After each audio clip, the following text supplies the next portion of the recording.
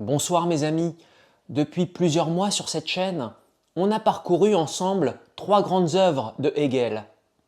La phénoménologie de l'esprit, la raison dans l'histoire et la science de la logique.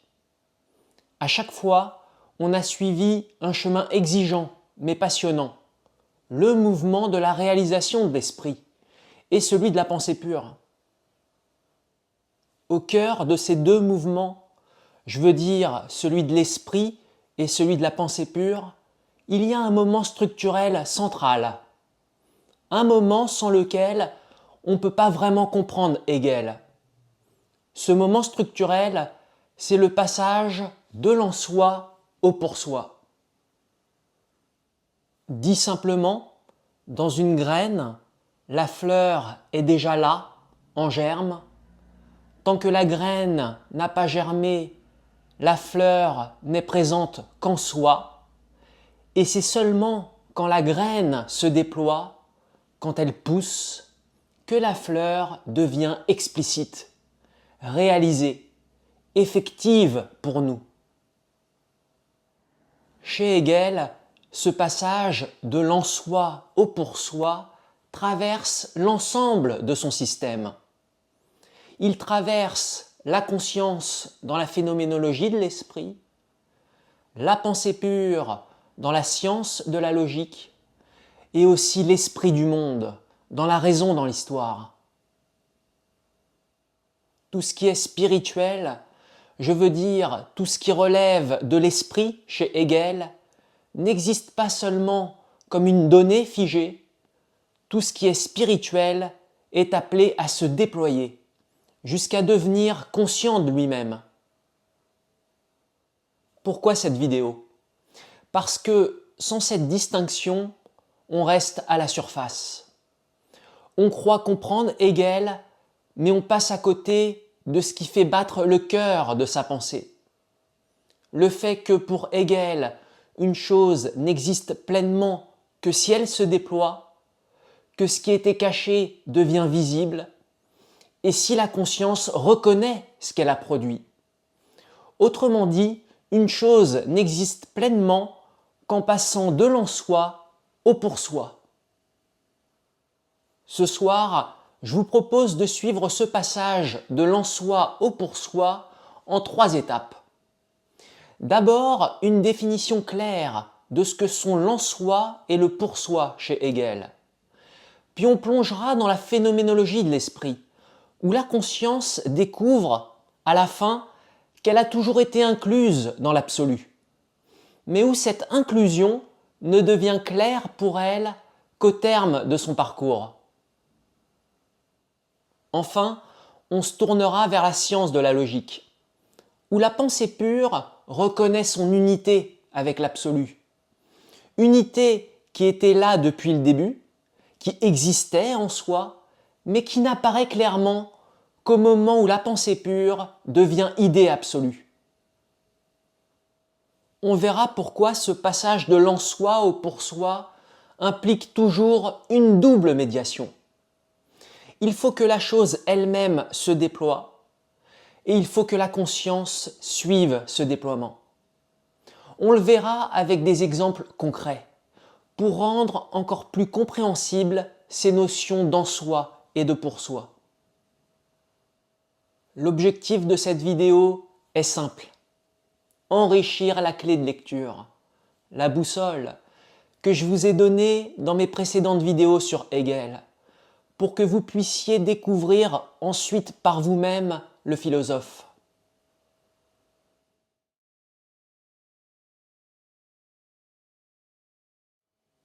Quand Hegel parle de l'en-soi, il désigne ce qui existe déjà, mais seulement de façon implicite. C'est là, en germe, mais ce n'est pas encore déployé, ni reconnu. Par exemple, dans une graine, il y a déjà en soi la fleur. Tout est contenu dans la graine, mais de façon cachée, latente. À l'inverse, le pour-soi, c'est ce qui est devenu explicite et surtout conscient de soi-même. C'est le moment où ce qui n'était qu'en germe se déploie, se manifeste et se rapporte à soi.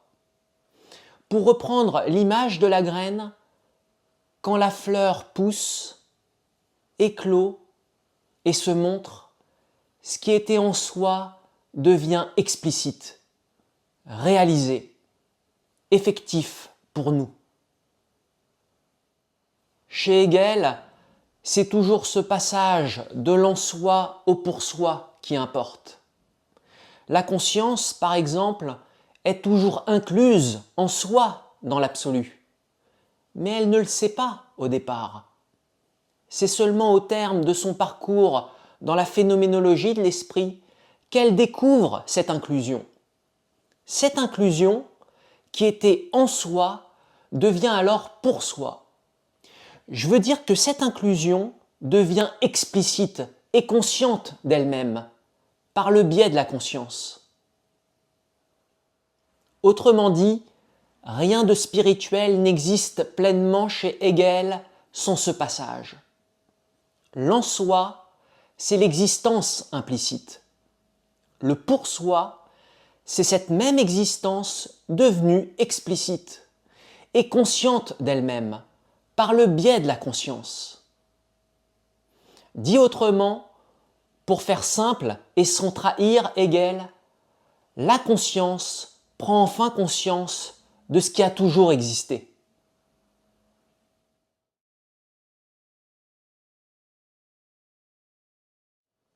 Dans la phénoménologie de l'esprit, Hegel raconte un parcours. Ce parcours, c'est celui de la conscience qui cherche à comprendre la vérité, qui cherche à comprendre ce qu'est l'absolu. L'absolu qui, chez Hegel, est la totalité du réel dans son mouvement. Chez Hegel, l'absolu est le tout en tant que mouvement dialectique. Et ce qu'il faut bien voir, c'est que cette conscience, dès le départ, a toujours été incluse dans l'absolu. Elle n'a jamais été extérieure à lui. Elle a toujours été incluse dans ce qu'elle cherche à comprendre. Mais au début, elle ne le sait pas. Cette inclusion existe déjà en soi, comme une graine contient en elle toute la fleur, mais sans que cette fleur soit encore déployée. La phénoménologie de l'esprit, c'est donc le récit d'une prise de conscience. Pas seulement une suite d'étapes intellectuelles, mais un véritable chemin existentiel. La conscience part avec l'illusion qu'elle va trouver la vérité en dehors, comme si elle devait épouser quelque chose qui lui serait extérieur à elle. Et à la fin, elle découvre que ce qu'elle cherchait à comprendre a toujours été là, comme autour d'elle. Elle découvre qu'elle baignait depuis toujours dans ce qu'elle cherchait à comprendre. Mais cette vérité, qui existait déjà en soi, devient enfin pour soi. Ce qui est important de comprendre, c'est que ce parcours énoncé dans la phénoménologie de l'esprit, c'est celui de l'absolu qui se déploie à travers le chemin de la conscience. Ce parcours, c'est celui de l'absolu qui devient esprit. Et la conscience n'est qu'un moment de cette réalisation.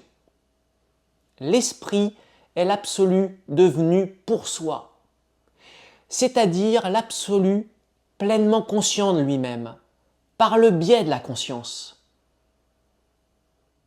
C'est pourquoi on peut dire que le déploiement de l'esprit est un seul et même mouvement. Celui de la conscience qui progresse, qui traverse des formes, passe par des épreuves, des contradictions, des échecs et des dépassements, et dans et par ce même mouvement, celui de l'absolu qui se réalise, jusqu'à devenir esprit. Ce sont deux versants d'un même processus, celui de la réalisation de l'esprit. c'est comme l'endroit et l'envers d'une même pièce. L'esprit n'existe pas sans la conscience qui le pense. Et la conscience ne se comprend pas en dehors de ce déploiement de l'esprit. Et si la phénoménologie de l'esprit raconte le cheminement intérieur de la conscience individuelle, c'est dans la raison dans l'histoire que Hegel montre le même mouvement à l'échelle universelle. L'esprit se réalisant dans le temps, dans l'histoire, comme progrès dans la conscience de la liberté. Autrement dit, chez Hegel, l'histoire est avant tout le processus par lequel l'humanité prend progressivement conscience de la liberté universelle. Ainsi, on peut résumer simplement ce qu'on vient de voir. Pour que ce qui était en soi devienne pour soi, il faut deux choses inséparables. Que la conscience se déploie et que la chose elle-même se réalise, et à grande échelle, l'absolu. Et maintenant, pour rendre ce constat plus concret, prenons 3 exemples. Premier exemple, l'amour. Quand on aime quelqu'un, dès le départ, il y a en soi une unité entre les deux êtres. Mais au début, ce n'est qu'un pressentiment, une possibilité latente. C'est seulement à travers l'histoire vécue ensemble, à travers les gestes, les épreuves, les paroles partagées, que cette unité devient explicite, qu'elle devient pour soi. L'unité était là, en germe, mais il fallait ce déploiement réciproque pour qu'elle devienne consciente d'elle-même, par le biais de la conscience partagée des deux êtres qui vivent leur amour. Deuxième exemple, le travail. Quand on commence un projet, on a déjà en soi une idée, une intention, un but. Mais ce but n'est pas encore pleinement réalisé. C'est seulement en travaillant, en produisant, en affrontant la matière et la résistance du réel, que l'idée se déploie et que la conscience découvre peu à peu tout ce que ça impliquait. Le travail est ce processus par lequel ce qui n'était qu'une idée devient pour soi. Troisième exemple, Francis Cousin. Peut-être que certains d'entre vous le connaissent. Il est docteur en philosophie, philo-analyste français, et il intervient sur YouTube. Il y a quelques années, il avait exprimé une formule hegelienne frappante. Je ne me souviens plus des mots exacts, mais l'idée était, dans le premier échange entre les hommes, il y a déjà tout Wall Street. C'est très juste. Mais il ne faut pas oublier une double médiation indispensable pour que cette prise de conscience puisse se réaliser. Le déploiement de la conscience et le déploiement de Wall Street lui-même dans l'histoire. Personne, à l'époque du premier échange, n'aurait pu avoir conscience de Wall Street. Et pourtant, il était déjà là, en germe, en soi. Mais il a fallu le déploiement de Wall Street dans l'histoire et le déploiement de la conscience pour que l'existence de Wall Street devienne pour soi, c'est-à-dire pensée et reconnue. Voilà pourquoi j'insiste sur l'importance de la double médiation.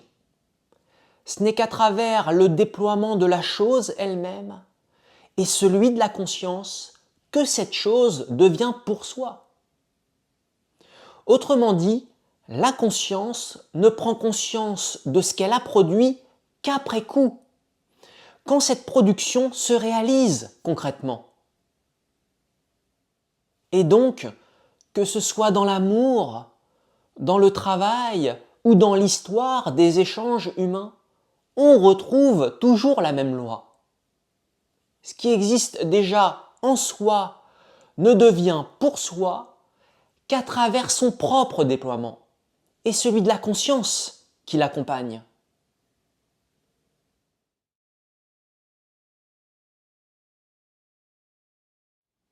Si la phénoménologie de l'esprit raconte le cheminement de la conscience vers le savoir absolu, la science de la logique raconte, quant à elle, le cheminement de la pensée pure. Dès le départ, la pensée pure est déjà unie avec l'absolu. Mais cette unité n'existe qu'en soi. Elle est là, en germe, comme une vérité encore implicite. La pensée pure ne reconnaît pas encore cette unité.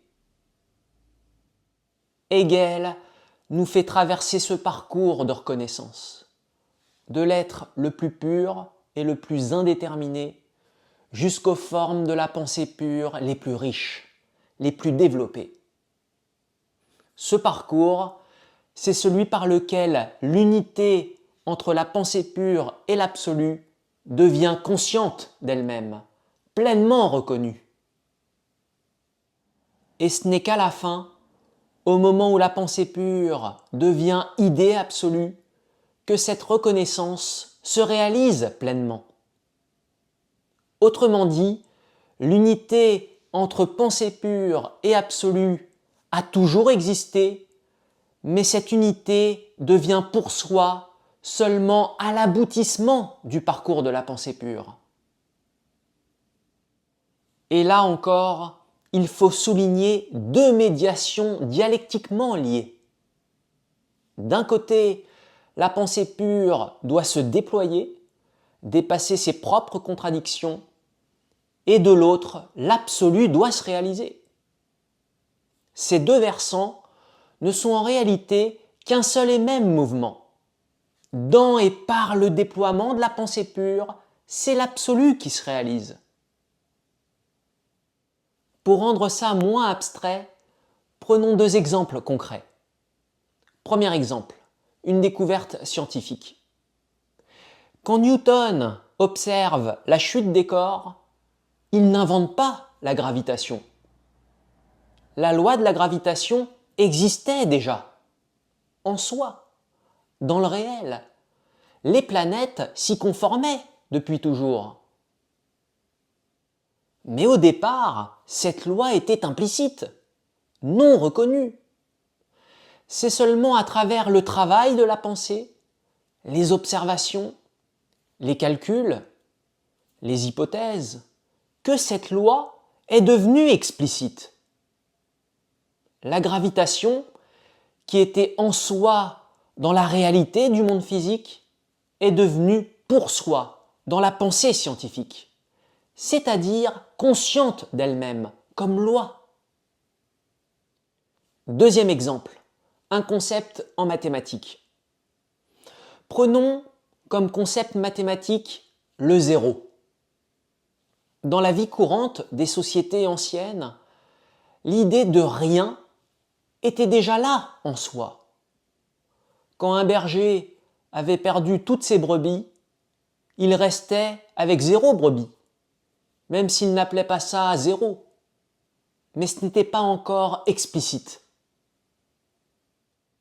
Il a fallu des siècles de développement mathématique pour que ce rien devienne un concept reconnu, intégré au système des nombres.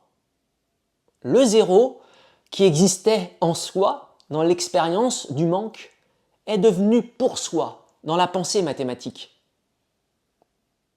Et donc, dans la science de la logique, et comme dans toute science, ce qui est en germe dès le départ doit passer par un double déploiement, à la fois du côté de la pensée pure et du côté du réel, pour devenir pleinement reconnu. Ce qui était seulement en soi devient à la fin pour soi, par cette double médiation.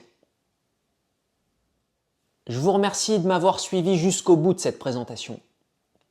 J'espère que cette vidéo enrichira votre compréhension de la pensée de Hegel. N'hésitez pas à partager vos réflexions, et à poser vos questions en commentaire. Je vous répondrai au plus vite. Je vous dis à très bientôt sur la chaîne, dans une prochaine vidéo.